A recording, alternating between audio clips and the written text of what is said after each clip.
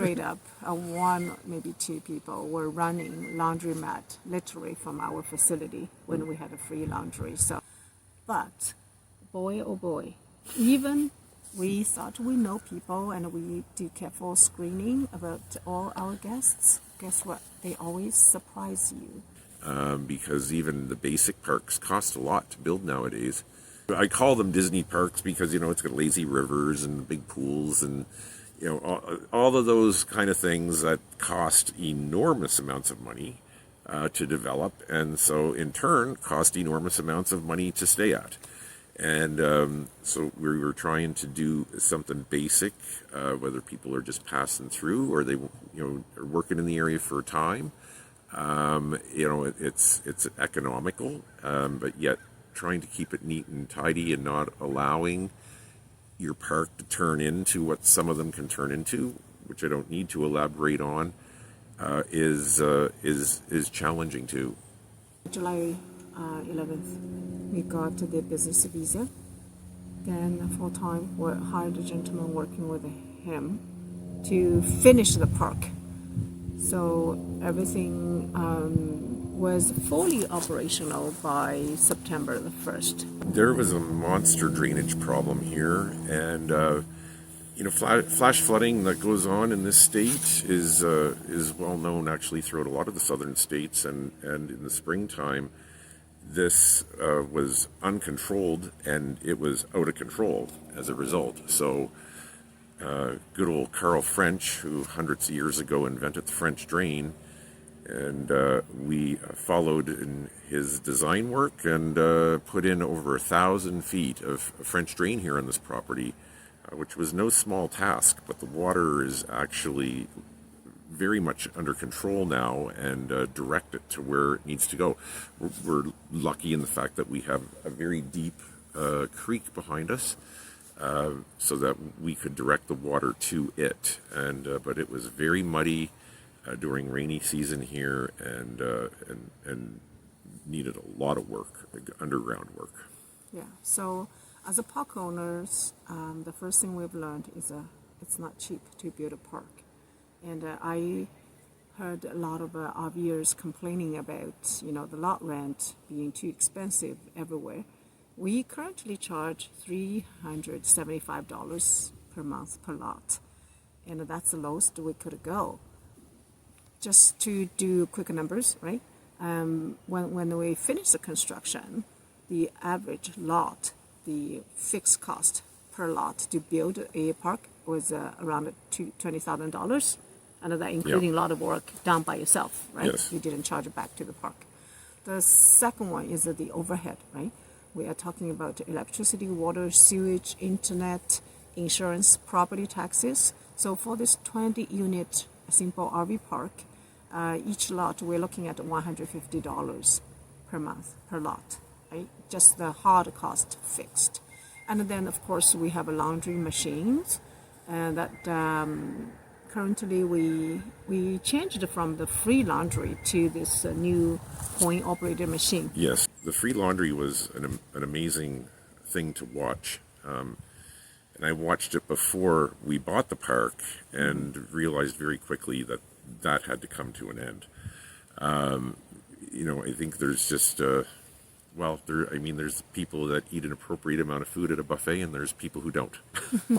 Let's just say that. Okay, just to be straight up, one, maybe two people were running laundromat literally from our facility when we had a free laundry, so that had to stop. So we kept the load cost low, like we only charge $1 per load. $1.50. Yeah, $1.50 $1 per drive, so yeah. $2.50 yeah.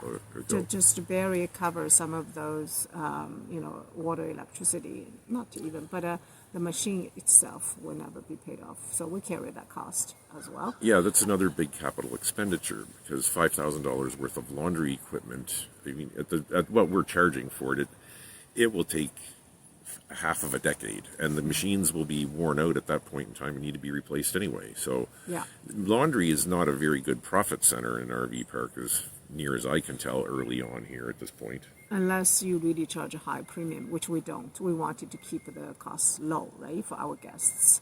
So Another biggest complaint is the metered electricity. So we charge 375, and the people say, oh, why it didn't include the metered electricity, or why didn't include the electricity like other parks? So that was a cautious decision on our side as well. Yes, yeah.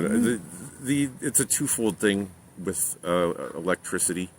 Some people are very cautious about their usage of electricity. We are. We lived off grid for a long time, so you learn to conserve power when you don't have an actual grid connection.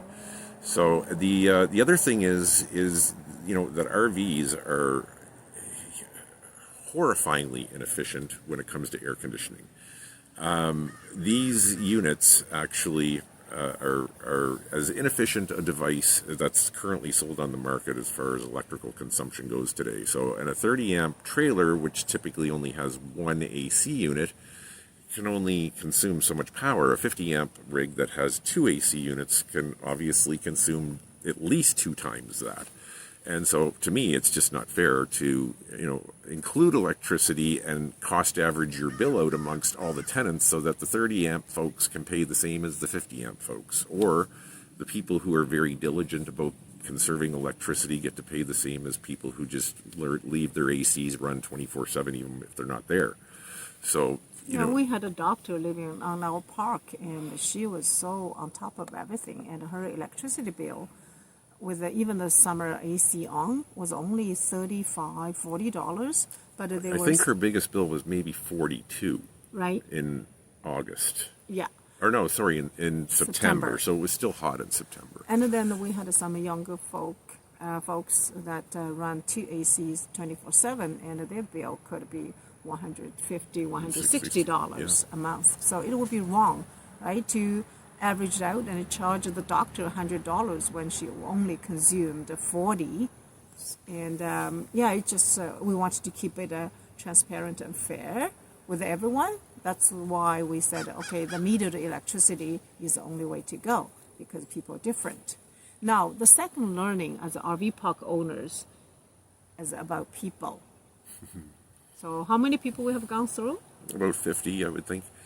In the short time, 5 months, I would think we've had 50 people come and go, whether they were, just overnight or here for weekly or monthlies that converted to weeklies because I ended up working here a little bit longer. And we've had a vast variety of folks, went from retirees to, working people. And I like to do analysis. That's what I do in a corporation, right? The first thing is you understand your customer base. So among those 50 plus people, and of course there are some other neighbors we visited, we learned, number one, they are some uber wealthy retirees with a beautiful, expensive rigs. They wanted to enjoy their retirement life, so they wanted to live on a Disney-like kind of RV resorts, which is not our forte. The second group of people are actually family, right? The young couple with 4 or 5 kids living in the camper, and they wanted a playground for the kids. They wanted some swimming pool and all those things. And then the third group, I would say, are extremely low-income families too. They don't work, and I think they live off some of the government subsidiary programs, subsidized programs. Yeah. And then the group of people we feel most comfortable with are the working people just like us. They go to work every morning 6:30 and they come back 4:30, 6 days a week, and they stay either for a week or for a month depending on the job. And those kind of people, they just wanted to have a very clean, quiet site, no kids running around, no dogs running around, no music play loud every night, right? No parties, and they wanted to have a very clean laundry facility, functioning, shower.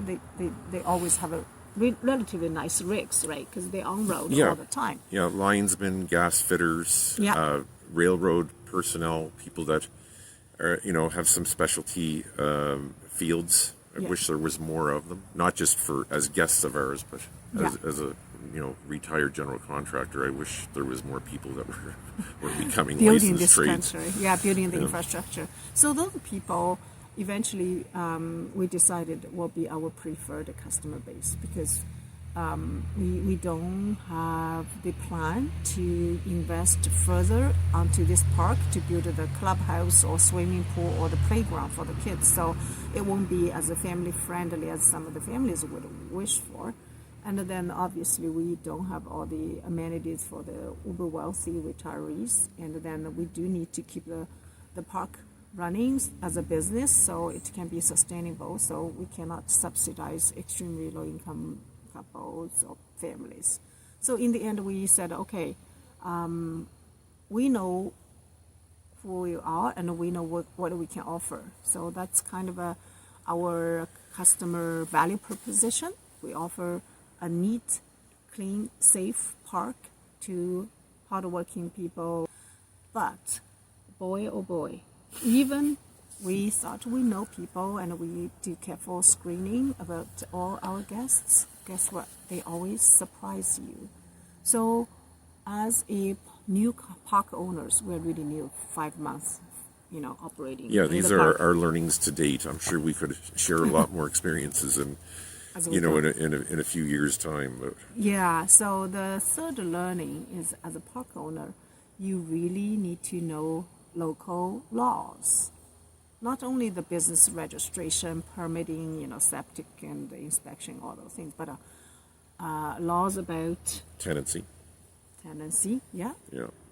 Weapons, use of drugs, dogs, visitors onto the park, and tenancy. Well, sometimes the hardest part is the eviction, right? Yeah, we have an extensive background in a multitude of countries now. We've done business in Canada, the United States, and Mexico.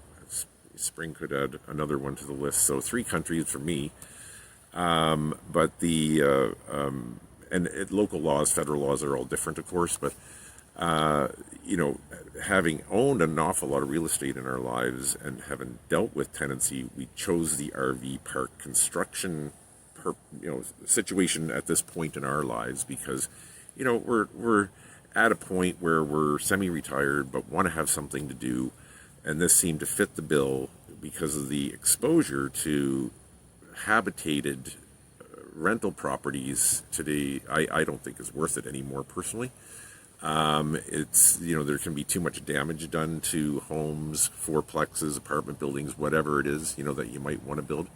But so this seemed like a good fit in the fact that, if somebody doesn't pay or if they're a problem and they're disrupting the other residents that that are here, that how much damage can they really do? I mean, they're plugged into our utilities, but it still bodes to the thing that you do have to understand. I mean, that if you have to evict somebody, you got to know how to do it, and so. It's bound to happen. It's going to happen. Yeah, the good thing about Tyler, Texas, is I think the law enforcement is very strong here, and they respond to anybody's kind of calls, and they are very professional. And so I guess we're gonna keep you guys posted, and if you, whether you are a RVer, whether you are a fellow RV park owners, if you have any recommendations, tips, and to share with us, please comment below, and we would really appreciate your feedback.